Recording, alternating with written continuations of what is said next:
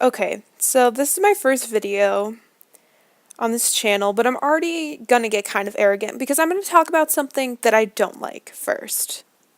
Okay, so to be fair, I used to really find encrypted videos, like images, all of that stuff, super creepy. But I kind of don't anymore because I learned that these things are, for the most part, pretty easy to be solved by just copying and pasting binary code or Morse code or whatever type of code that it is into Google, and then you can just figure it out pretty simply. There are obviously some exceptions, but for the most part, they're pretty easy to understand. Okay, so I am not a code person. I don't really care what these mean, but we're going to just dissect the parts of it that are pretty cliche, because that's what this video is about.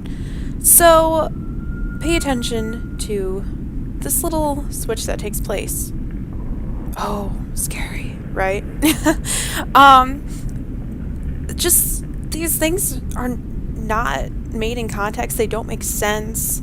You know, more word switching and then this whole part at the end just, oh man, it's just a lot of nonsense. That's what these are. Nonsense is not scary. Okay, so now this channel 2H32 is obsessed with the number / time 232, specifically 2:32 a.m. Now, this whole video and this channel in general is a lot of creepy nonsense, and I do find this channel to be pretty scary.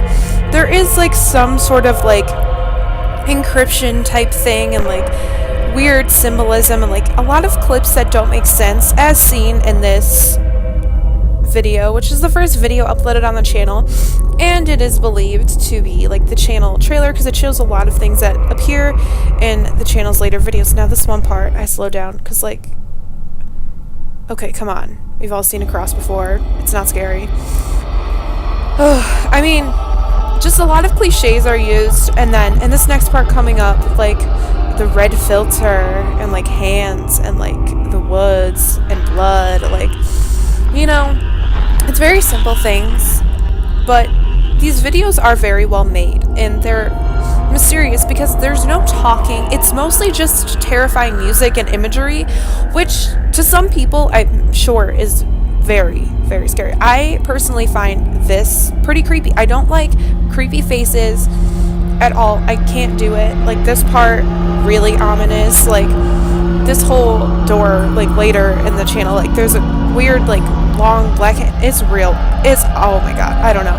But, there's just a lot of things in this video that don't make a lot of sense, which, I don't know. Some parts of it are creepy, but I feel you know, to really pull all of this off, you just kind of need to just, have more to it. I feel just showing a bunch of random clips of future videos is something that I don't think a lot of people are going to understand. It'll intrigue them, but I feel you kind of need to just set yourself up. And I feel the story in this is so unclear, and the characters just that are present don't make much sense. And I feel you know, the use of all these different filters and things, I just feel there are ways that you could go about things without being cryptic. You can, I don't know, I feel some sense of crypticness is important, and this part is just oh no, it's 2:32, time is warping. I don't know, this sounds like a dank meme or something. Okay, to finish this video off, we have to talk about the Twitter straightaway voicemail creepy thing. It's just a military code. People figure that out. It was faked. A ton of people still believe it's real. I'm not going to play the whole thing in this video because by now you've heard of it. Everybody on Twitter and their mother has seen it. I don't know. It was creepy when I first found it, but also it's debunked, so it's not really that scary anymore. And I just feel just Twitter meme things should not be believed, so just don't worry about this one. So in conclusion, guys, basically just if you're gonna write a horror story or make a really creepy viral thing, don't use all this encryption.